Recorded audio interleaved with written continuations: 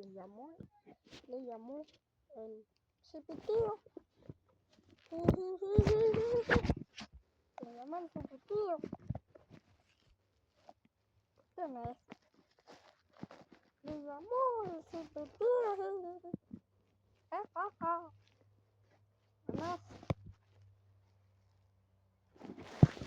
le llamo el chipitío. Da el chipitío, ¿no?